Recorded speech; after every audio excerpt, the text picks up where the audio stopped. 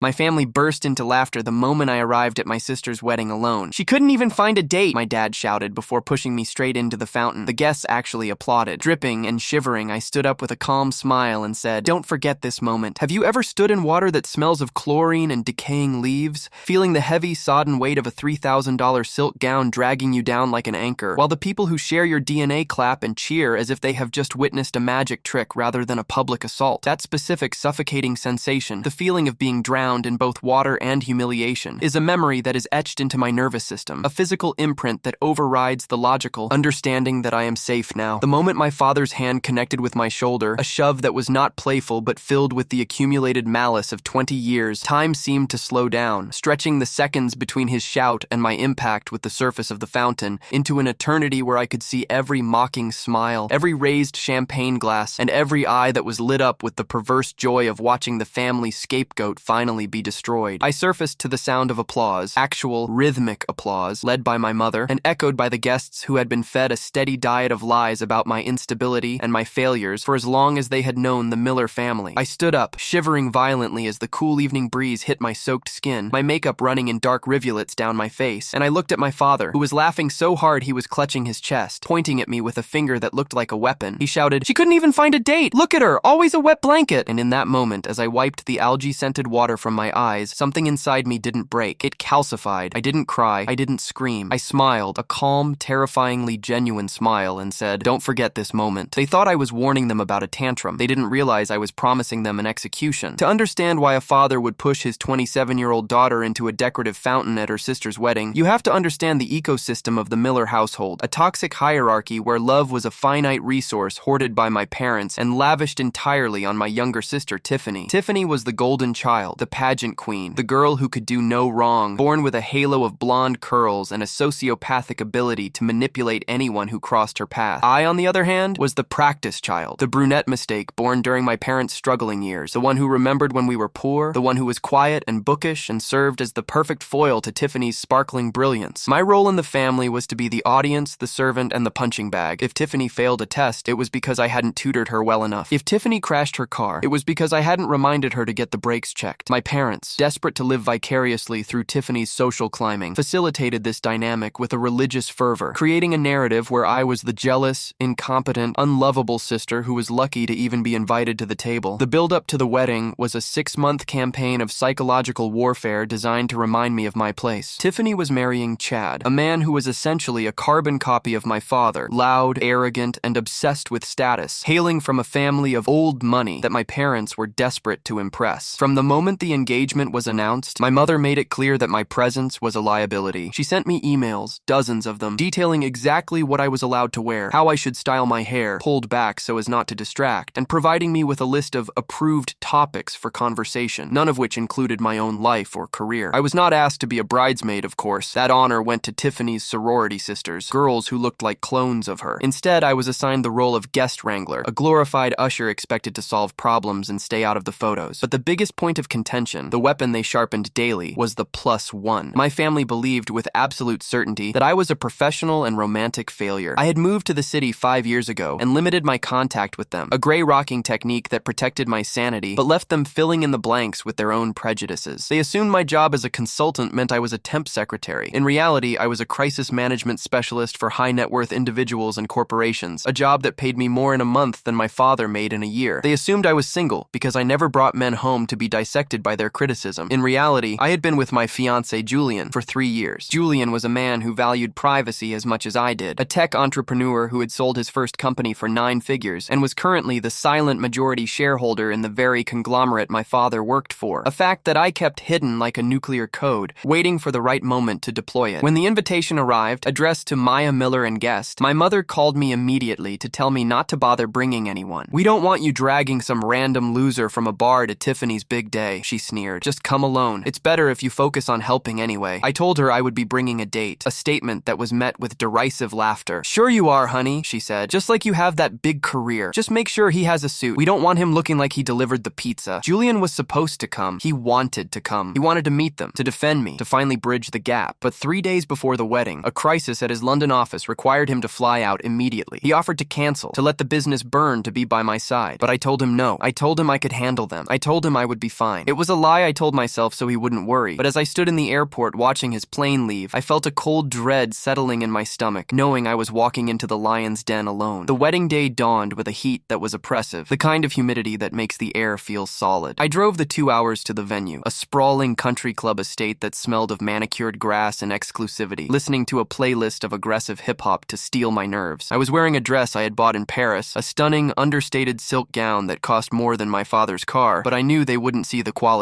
They would only see that it wasn't a bridesmaid's dress. When I arrived, the parking lot was already filling up with luxury cars, a parade of wealth that my parents were salivating over. I parked my modest rental car in the back. My own car was in the shop, another detail they would use against me, and walked toward the ceremony site, my heels clicking on the pavement like a countdown. The ceremony was excruciating. I sat in the third row, the family row, isolated from my parents who sat in the front, weeping theatrically. I watched Tiffany walk down the aisle, looking beautiful and smug, and I felt a pang of sadness for the sister I never had, the relationship that was sacrificed on the altar of my parents' narcissism. After the vows during the cocktail hour, the atmosphere shifted from formal to raucous. The open bar was hit hard, and my father, fueled by scotch and the adrenaline of social climbing, was in rare form. He held court by the oversized, tiered fountain in the center of the patio, telling loud stories, clapping men on the back, and acting the part of the patriarch. I tried to stay on the periphery, holding a glass of sparkling water, checking my phone for a text from Julian, praying for an escape route. But my mother spotted me. She detached herself from a group of wealthy matrons and swooped down on me like a hawk. "Where is he?" she demanded. Not hello or "you look nice." Where is this imaginary boyfriend? Did he get lost? Or did he just realize who he was dating and run? Her voice was loud enough to turn heads. "I told you not to lie to us, Maya. It's embarrassing. Everyone is asking where your date is, and I have to tell them you're alone." Again, I tried to keep my voice calm, to use the de-escalation tactics I used in boardrooms with billionaires. "He had a work emergency, Mom. He sends his regrets." She laughed, a shrill sound that drew my father's attention. "A work emergency? At the pizza parlor? Please. You couldn't get a date, so you made one up. It's pathetic." My father wandered over, his face flushed, his tie loosened. "What's this? The spinster strikes again?" he boomed, drawing a circle of onlookers. The guests, sensing blood in the water and taking cues from the hosts, began to snicker. "Maya, Maya, Maya, when are you going to learn? You don't have the charm to pull this off. You show up here alone, looking like a mournful ghost, bringing down the mood. Tiffany is crying, you know. She's upset that you're ruining her aesthetic." This was a lie, of course. Tiffany was currently doing shots at the bar, but the crowd didn't know that. They only knew that the father of the bride was angry, and the daughter was the target. "I'm not ruining anything, Dad," I said, my voice steady but quiet. "I'm just standing here. If my presence is so offensive, I can leave." I turned to walk away, to retreat to my car and drive until the gas tank was empty, but he moved faster than I expected. He stepped in front of me, blocking my path, his eyes glazed with a mixture of alcohol and contempt. "Oh, you don't get to walk away," he sneered. "You don't get to play the victim. You need to wake up. You need a splash of reality." He grabbed my shoulders. It wasn't a stumble. It wasn't an accident. He looked me in the eye, grinned a wolfish grin, and shoved. The force of it lifted me off my heels. I flailed, my hands grasping at the air, my mind unable to process the violence of the act. I fell backward, over the low stone rim of the fountain. The water rushed up to meet me, cold and shocking. I went under completely, the silk of my dress billowing around me, the weight of the water filling my nose and mouth. I thrashed, finding my footing on the slippery bottom, and breached the surface, gasping, coughing, hair plastered to my face, mascara burning my eyes, and then I heard the applause. It started with my mother, a slow clap, and then the guests joined in, hooting and hollering as if I were a clown at a rodeo. My father was doubled over, pointing. "Look at her, a wet rat. That's what you look like. She couldn't even find a date." The humiliation was a physical thing, a crushing pressure that threatened to drown me again. But as I stood there, shivering, wiping the sludge from my cheek, something shifted. The fear evaporated. The desire for their love evaporated. All that was left was the cold, hard clarity of a balance sheet that had finally been tallied. I climbed out of the fountain. No one offered a hand. They backed away to avoid getting wet, looking at me with disgust. I stood on the patio, dripping, ruining the expensive stonework, and I looked my father in the eye. I didn't scream. I smiled. "Don't forget this moment," I said. And then, a low rumble began to vibrate through the soles of my feet. It wasn't thunder. It was the sound of an engine. Not just any engine, but the deep, throaty growl of a helicopter. The guests stopped laughing. They looked up. Descending from the sky, its rotors chopping the humid air into submission, was a sleek, black corporate helicopter. It banked low over the golf course, the wind from its blades sending napkins and centerpieces flying, creating chaos on the lawn. It landed 50 yards away on the driving range, the "do not land" signs ignored with the arrogance of absolute power. The door opened, and Julian stepped out. He wasn't wearing a tuxedo. He was wearing a bespoke suit that cost more than the wedding venue, and he looked furious. He had turned the plane around. He had come back. He walked across the grass, flanked by 2 security guards, moving with the purpose of a man who owns the ground he walks on. The guests parted like the Red Sea. My father stopped laughing. He squinted, recognizing the face from the cover of Forbes, recognizing the man whose company had just acquired his division. Julian didn't look at them. He walked straight to me, ignoring the water, ignoring the mud. He took off his jacket and wrapped it around my shoulders, pulling me into him, ruining his suit with the fountain water. "I'm sorry I'm late," he said, loud enough for the silent crowd to hear. "The pilot pushed the engines." He turned to my father. My father was pale, his mouth opening and closing like a fish. Mr. Sterling?" My father stammered. I didn't know. You know my daughter?" Julian looked at my father with a look that could have stripped paint. "Know her? Maya is the reason you still have a job, Richard. She's the one who convinced me not to liquidate your department last week. She is my fiancée, and she is the majority shareholder of the holding company that owns your mortgage." The silence that followed was heavy enough to crush bones. My mother let out a small, strangled squeak. Tiffany, who had wandered out to see the helicopter, dropped her glass. "But," Julian continued, his voice icy, "I see that my investment in this family was a mistake. Maya, are you ready to go?" "Yes," I said, leaning into him. "I'm ready." "Wait!" my father cried, stepping forward, reaching out a hand. "Maya, wait! It was a joke! It was just a joke! We were having fun! Mr. Sterling, please, let's discuss this." Julian didn't stop. I didn't stop. We walked toward the helicopter, leaving a trail of water and ruin behind us. But before we stepped onto the skid, Julian paused and pulled out his phone. He dialed a number and put it on speaker, looking directly at my father. "Cancel the Peterson deal," he said to his assistant on the other end. "Yes, immediately. And call HR at Peterson. Tell them I want a review of Richard Miller's expense accounts. I think we'll find some irregularities." My father screamed, "No, that's my retirement!" But his voice was drowned out as the rotors spun up. We lifted off, and as we rose above the wedding, looking down at the tiny figures below, I didn't feel sad. I felt clean. The fountain water had washed away the last of the daughter they knew. I was free. The aftermath was a slow, agonizing dismantle of their lives. Julian didn't fire my father. That would have been too easy. He simply transferred him. He transferred him to a satellite office in rural Alaska, a demotion that came with a pay cut and a loss of all status. My father, drowning in debt from the wedding and the expectation of a bonus that never came, had to sell the house. My mother lost her country club membership. Tiffany's husband, realizing he had married into a liability rather than an asset, filed for divorce 6 months later. I never spoke to them again. I blocked their numbers, returned their letters unopened, and lived my life. I married Julian in a private ceremony on a cliffside in Italy, with no guests, just the wind and the sea. 5 years later, I sit on the terrace of our home in Lake Como. Noah, our 2-year-old son, is chasing a butterfly in the garden. I learned something that night in the water. I learned that family isn't blood. Family is the people who dry you off when the world pushes you down. Family is the people who land helicopters on golf courses to save you. I took a sip of wine and looked at the sunset. The water of the lake was calm and beautiful. I wasn't afraid of the water anymore. I had learned to swim. Thanks for reading my story. If you've ever had a family that tries to drown you, remember, you don't have to stay in the fountain. Climb out and never look back. Don't forget to like and subscribe for more stories of justice served.